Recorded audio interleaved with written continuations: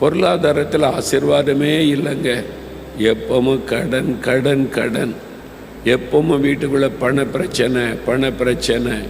இதுக்கு என்ன செய்ய, அதுக்கு என்ன செய்ய, பண தேவைகள், ஒரு ஆசீர்வாதமே இல்லை அப்படின்ற சூழ்நிலை நிறைய குடும்பங்கள் அப்படி தத்தளிக்கிறது. முக்கியமாக கடன் பாரம், கடன் பிரச்சனை நிறைய பேருடைய தூக்கத்தை கெடுத்து விட்டது, சந்தோஷத்தை குலைத்து விட்டது.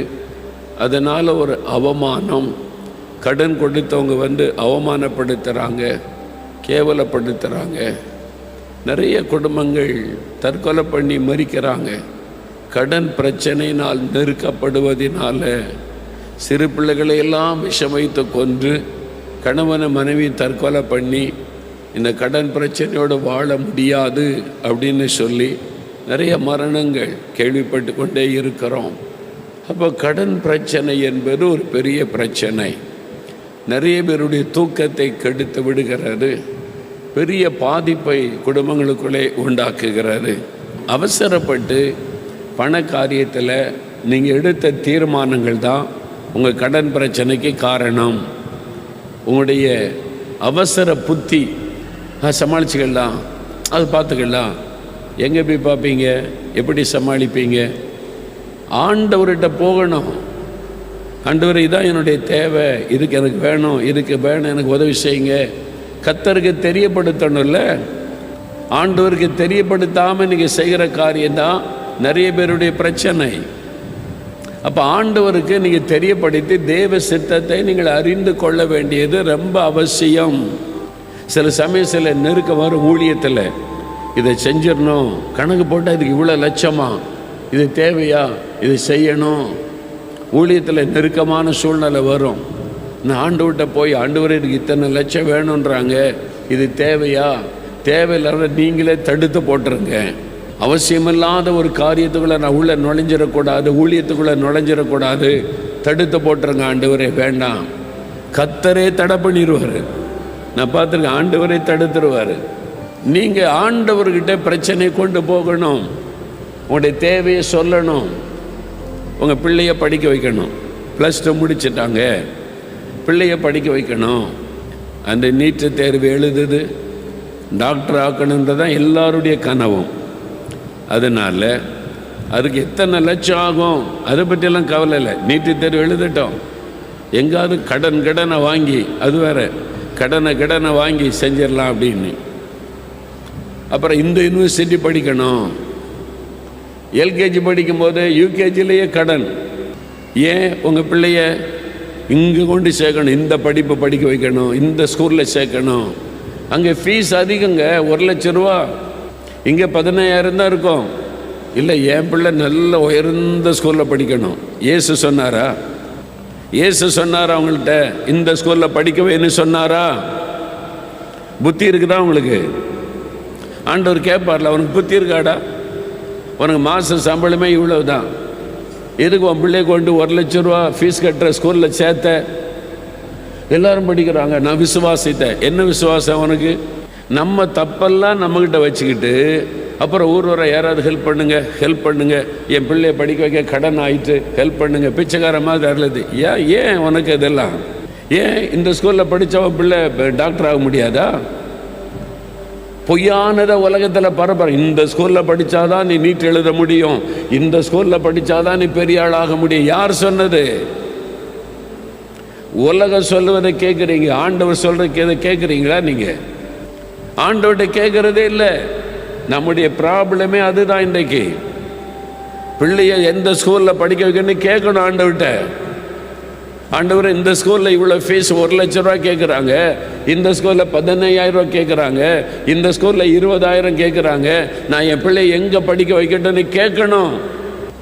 நீங்களும் அவங்கள பெருமையாக கெத்தா நினைக்கிறது, அங்கே படிக்க வைப்பேன்னு சொல்லிட்டு அப்புறம் பிச்சைக்கார மாதிரி லோனுக்கு தான் அலையணும். தப்பெல்லாம் நம்ம மேலே வச்சுருக்கிறோம். ஆண்டவர் கேட்பார்ல, உன்னை யார் அங்கே கொண்டு படிக்க வைக்க சொன்னா? ஏன் இங்கே படிக்காத அவன் பிள்ளை? நான் ஞானம் கொடுக்க மாட்டேன்னா? இங்கே படிக்கிற பிள்ளைகள் என்ஜினியர் ஆகலையா, டாக்டர் ஆகலையா? நீயா நினைக்கிறது இந்த ஸ்கூலில் படிக்க வச்சாதான், அங்கே படிக்க வச்சாதான். ஆண்டவர்கிட்ட ஆலோசனை கேட்கறதே இல்லை இன்னைக்கு நிறைய பெற்றோர். உங்கள் பிள்ளைகளை எந்த யூனிவர்சிட்டியில் சேர்க்கணும், என்ன படிப்பு படிக்க வைக்கணும்னு கர்த்தர்கிட்ட கேட்டிங்களா? உங்களுக்கு அந்த பிள்ளை மேலே என்ன உரிமை இருக்குது? வளர்க்கறது ஒன்று தான் உங்களுக்கு கொடுக்கப்பட்ட கடமை. அந்த பிள்ளைகளை என்ன படிக்கணும், அவனுடைய கொடுத்து என்ன திட்டம் வச்சுருக்கான்னு அவருக்கு தான் தெரியும். அவர்கிட்ட கேட்கணும்ல. இன்னைக்கு பிள்ளைகளை படிக்க வச்சேன்னு கடன்காரர்களாக நிற்கிறவங்க நிறைய பெற்றோர். ஊழியக்காரங்க கூட இந்த தப்பை பண்ணுறாங்க. ஒருத்தர் சொல்கிறாங்க, எங்கள் சர்ச்சை வந்து எடுத்துக்க போகிறாங்க பேங்கில் இருந்து. ஒரு பாஸ்டர், எங்கள் சர்ச்சை வந்து இப்போ நடத்தக்கூடாது, எங்கள் சர்ச்சை வந்து நாங்கள் எடுத்துக்கொள்ள போகிறேன்னு பேங்க் சொல்கிறாங்க. எதுக்கு? கடனுக்கு. ஏன் கடன் வாங்கினீங்க? எனக்கு வாங்கலை. இப்போ யாருக்கு? மகனை படிக்க வைக்கிறதுக்கு. எஜுகேஷன் லோன் வாங்கினீங்களா? சரி, தப்பு இல்லை. எஜுகேஷன் லோன் வாங்கினீங்க, படிக்க வச்சிங்க. படித்து முடித்த பிறகு அவங்க ஒரு டைம் கொடுப்பாங்க. படித்து முடித்து அவனுக்கு வேலை கிடைக்க ஒரு 2 வருஷம் கழித்து மாதந்தோறும் வேலை கிடைச்ச பணம் கட்டட்டும். கவர்மெண்ட் அதுக்கு தான் கொடுக்குது. சரி, படித்து முடிச்சுட்டான், நான் பையன் முடிச்சுட்டான், வேலை செய்கிறான். அவன் பேங்குக்கு பணம் கட்டுறானா? கட்டலை. யார் தப்பு? தப்பெல்லாம் நம்ம மேலே வச்சுக்கிட்டு அப்புறம் கடன் சர்ச்சையெல்லாம் எடுக்க போகிறாங்க. எடுக்க தான் செய்வாங்க. சர்ச்சை வச்சு உன்னை யார் லோன் வாங்க சொன்னது? சர்ச்சை யாருக்கு சொந்தம்? உங்கள் அப்பா விட்டு சொத்தா? சர்ச்சை யாருக்கு சொந்தம்?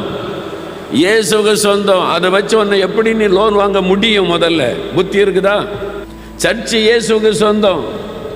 அதை வச்சு நீ லோன் வாங்குறதுக்கு உனக்கு யார் அதிகாரம் கொடுத்தது? ஆண்டவர் அதெல்லாம் பார்ப்பார்ல. நிறைய பேருக்கு உணர்வே இல்லை.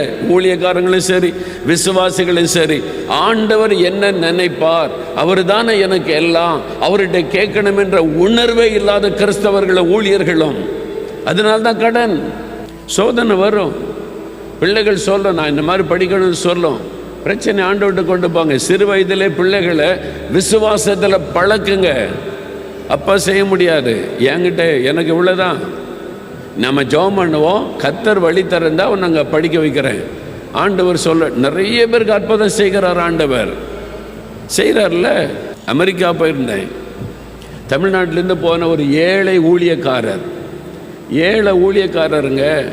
அவருக்கு அங்கே பார்ட் டைமில் ஊழியம், ஃபுல் டைமாக கூட ஊழியம் இல்லை, பார்ட் டைமாக ஒரு ஊழிய பொருள் கொடுத்தா கொஞ்சம் சேலரி கொடுப்பாங்க. கஷ்டப்பட்டு பிள்ளைகளை படிக்க வைக்கிறார். கவர்மெண்ட் ஸ்கூலில் தான் படிக்க வைக்கிறார். பிள்ளைக்கு ஆசை டாக்டர் ஆகணும் அப்படின்னு. இங்கே சாப்பாட்டுக்கே ஒவ்வொரு மாதமும் கஷ்டம். டாக்டருக்கு படிக்க வைக்கணும், யூனிவர்சிட்டி படிக்கணும். அமெரிக்காவில் பெரிய காஸ்ட்லி. பேங்க் லோனெல்லாம் தந்தால் அதுவே பெரிய அளவில் ப்ராசஸ் எல்லாம் கஷ்டம். அவர் வந்து சொன்னார், ஒரு பெரிய அற்புதம் ஆண்டவர் செய்தார். என்ன தெரியுமா? அமெரிக்காவில் வந்து பெரிய ஒரு எக்ஸாம் வைப்பாங்க, ஸ்டேட் லெவல். அமெரிக்கா 50 மாநிலங்கள் இருக்கிறாரு. மாநில அளவில் சில எக்ஸாம், அப்புறம் தேசிய அளவில் 50 ஸ்டேட்டுக்கு சேர்த்து சென்ட்ரல் கவர்மெண்ட், ஃபெடரல் கவர்மெண்ட் சொல்லுவாங்க. State government, federal government. நமக்கு வந்து state government, Tamil Nadu state government, அப்புறம் சென்ட்ரல் கவர்மெண்ட், மத்திய சர்க்கார். அதே மாதிரி தான் அமெரிக்காவில் எக்ஸாம் வைப்பாங்க. திறமை, பிள்ளைகள் எவ்வளோ படித்த திறமை, எக்ஸாம் யார் வேணாலும் எழுதலாம். நம்ம நாட்டில் இருக்குது, தமிழ்நாட்டில் இருக்குது, நம்ம இந்தியாவில் இருக்குது. அந்த மாதிரி எக்ஸாம்லாம் இருக்குது. நிறைய பேருக்கு தெரிவதே இல்லை. இந்த பிள்ளை, இந்த ஊழியக்காரருடைய மகள், அவர் சொல்லிட்டார், அப்பாவால் நம்ம வந்து ஊழியம் செய்கிறோம், நீங்கள் நினைக்கிற மாதிரிலாம் என்னால் பெரிய யூனிவர்சிட்டியில் படிக்க வைக்கலாம் என்ற வசதி கிடையாது. நம்முடைய தேவையை அன்னன்னைக்கு கர்த்தர் சந்திக்கிறார். உன்னை படிக்க வைக்கணும்னா ஆண்டவர் தான் படிக்க வைக்கணும். ஆண்டவரை பிடிச்சிக்க, ஆண்டவர்கிட்ட கேளு, ஆண்டவர்கிட்ட ஜெபம் பண்ணு. அப்பா படிக்க வச்சிடுறேன், என்ன வேணாலும் கடன் வாங்கி எந்தெல்லாம் வீரம் பேசலை, தாழ்மையாக சொல்லிட்டார். சரிப்பா நான் ஜெபம் பண்ணுறேன், என்னை ஏசப்பா படிக்க வைப்பாங்க. என்ன நடந்தது தெரியுமா? அந்த பிள்ளை பொழுது மெடிக்கல் காலேஜில் பிரபலமான யூனிவர்சிட்டியில் படிக்கிறான். பிரபலமான யூனிவர்சிட்டி, அமெரிக்காவில் டாப் யூனிவர்சிட்டி, டாக்டருக்கு படிக்கிறார். அது மாத்திரம் அவர் சொன்னார், படிக்கும் பொழுதே என் பிள்ளை சம்பாதிச்சு எனக்கு பணம் கொடுக்கிறாள். அது எப்படிங்க அப்படின்னு கேட்டேன். என்ன நடந்தது தெரியுமா உங்களுக்கு? அந்த பிள்ளை கர்த்தரை சார்ந்து அமெரிக்கா போனாலும் உலகத்தால் கரைபடாதபடி ஆண்டவரை சார்ந்து வாழுகிற அனுபவத்துக்குள்ள பிள்ளையை கவனமாக நடத்தினார். அதான் பெற்றோருடைய பொறுப்பு. ஆண்டவரை சார்ந்து வாழணும். இந்த அமெரிக்கா கலாச்சாரத்துக்குள்ளே போயிடக்கூடாது. நம்ம ஆண்டவருடைய பிள்ளைகள் இப்படி தான் வாழணும். எல்லாம் சொல்லி கொடுத்து பக்தியாக வளர்த்தாங்க, விசுவாசத்தை சொல்லி கொடுத்தாங்க. அப்போ அந்த பிள்ளை ஸ்டேட் கவர்மெண்ட்டில் எக்ஸாம் வைப்பாங்களே, எக்ஸாம் எழுதுனதில் நம்பர் 1 ஃபஸ்ட்டில் ஆண்டவர் பாஸ் பண்ண வச்சார். இப்போ ஸ்டேட் கவர்மெண்ட் சொன்னது, நீ நம்பர் 1 பாஸ் பண்ணியிருக்கிற, நீ எந்த காலேஜில் படிக்கணுமோ என்ன படிக்கணுமோ கவர்மெண்ட் முழு செலவை பொறுப்படுத்திக் கொள்ளும்.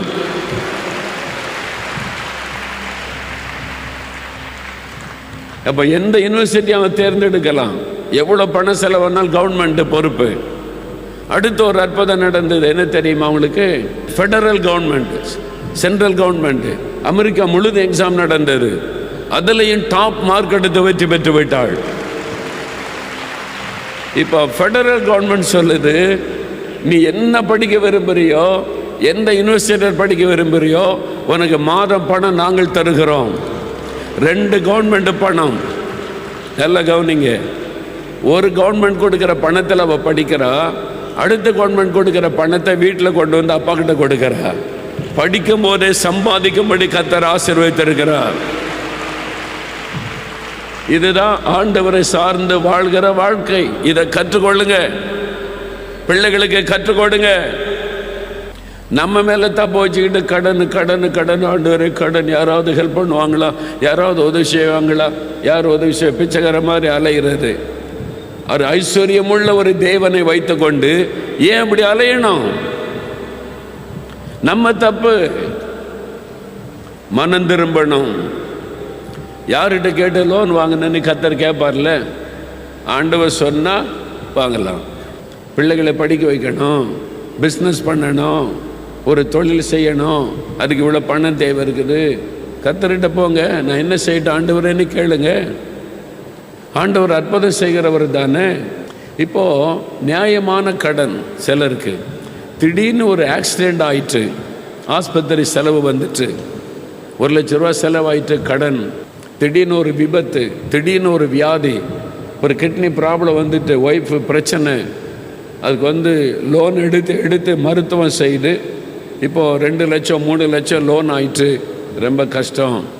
பிஸ்னஸில் ஒரு நஷ்டம் வந்துட்டு, எப்போவுமே லாபம் வராது, சில நஷ்டத்தை சந்திக்க வேண்டியது வரும். நஷ்டம் வந்ததுனால கடன் ஆகிவிட்டது. சிலருக்கு பிள்ளைகளை படிக்க வைக்கிறதுல கடன், கல்யாணம் பண்ணுறதில், வீடு கட்டுறதுல கடன். வீட்டை கட்டிப்பார், கல்யாணம் பண்ணிப்பார் அப்படின்னு சொல்லி ஒரு பழமொழி சொல்லுவாங்கல்ல.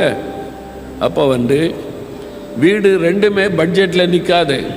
ஒரு பட்ஜெட் போடுவீங்க, கட்டி முடிக்கும் போது ஏறிடும். அதே மாதிரி கல்யாணத்தில் நிறைய வீண் செலவு.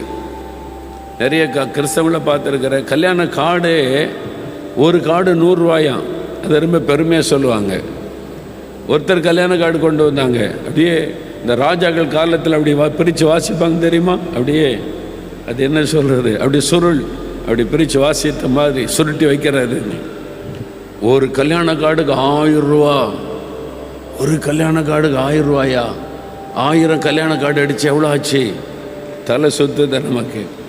அவ்வளோ பெருமையா அந்த கல்யாண அழைப்பதிலே பெருமையா. நீங்கள் 1000 ரூபாய்க்கு அடித்தாலும் 10,000 ரூபாய்க்கு கல்யாண கார்டு அடித்து கொண்டு வந்தாலும் என் வீட்டில் நான் ஃப்ரேம் போட்ட வைக்க போகிறேன். நான் கல்யாணம் என்னைக்கு எங்கன்னு பார்த்துட்டு குப்பத்தொட்டில் போடுவோம். அதுக்கு எதுக்கு இவ்வளோ பணம் வேஸ்ட்டு? நிறைய கிறிஸ்தவங்க வீண் செலவு.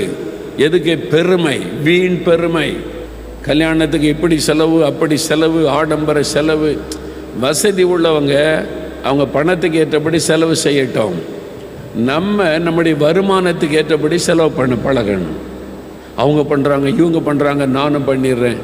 ஒரு காலத்தில் கல்யாணத்துக்குன்னா ஒரே ஒரு கல்யாண கார்டு வரும், பார்த்துருக்கீங்களா? இப்போ ஒரு கல்யாணம்னா அப்புறம் 2 கார்டு. எதுக்கு? நிச்சயதார்த்தத்துக்கு ஒரு கார்டு, கல்யாணத்துக்கு ஒரு கார்டு, அப்புறம் 3 ஆச்சிரு. என்கேஜ்மெண்ட்டுக்கு ஒரு கார்டு, மேரேஜுக்கு ஒரு கார்டு, ரிசப்ஷனுக்கு ஒரு கார்டு, அப்புறம் 3. இப்போ 4 தெரியுமா உங்களுக்கு?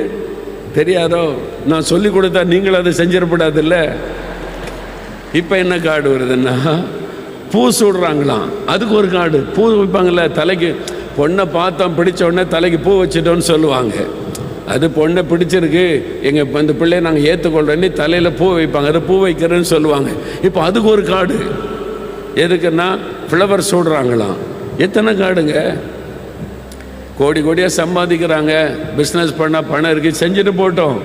நமக்கு எதுக்கு அது? புத்தி வேண்டாமா? உலக மக்களை போல நம்ம செய்யணுமா? ஆண்டவர்கிட்ட கேட்கணும்ல. வீண் செலவு எதுக்கு? அல்லேலூயா. நீங்கள் ஏன் கடனாளி ஆனீங்கன்னு தெரியுதா உங்களுக்கு? கர்த்தர் பேசுகிறார். காரணம் என்ன? ஏன் கடனாளி ஆனீங்க? ஏன் கடன் பிரச்சனை சிக்கினீங்க? எங்கோ தப்பு நடந்திருக்கிறது, அதை யோசிக்கணும். வீண் செலவு, ஆடம்பர செலவு, உலக மக்களை போல செலவு, ஆண்டவர்கிட்ட கேட்காம எடுத்த தீர்மானங்கள், இதெல்லாம் தான் கடன். கேட்டால் நான் படிக்க வச்சேன், கல்யாணம் பண்ணேன். கல்யாணம் பண்ண கர்த்தர் சொன்னபடி கல்யாணம் பண்ணீங்களா? ஆண்டவரே கல்யாணத்துக்கு என்னென்ன காரியத்துக்கு எவ்வளோ செலவு பண்ணணுன்னு ஜெபிச்சிங்களா? பிள்ளையை எங்கே படிக்க வைக்கணும்னு கர்த்தர்கிட்ட கேட்டிங்களா? நம்ம மேலே தப்பை வச்சுக்கிட்டு அப்புறம் ஆண்டவரே கடன் கடன் கடன்னா முதல்ல உணரணும். தப்பை உணர்ந்து மனம் திரும்பணும். ஆமேன்னு சொல்லுங்க. தப்பை உணர்ந்து மனம் திரும்பணும். நான் தப்பு பண்ணிட்டு ஆண்டவரேன்னு கர்த்தரிடத்தில் சொல்லணும். அப்பதான் கர்த்தர் கடன் பிரச்சனை விடுதலை தருவார்.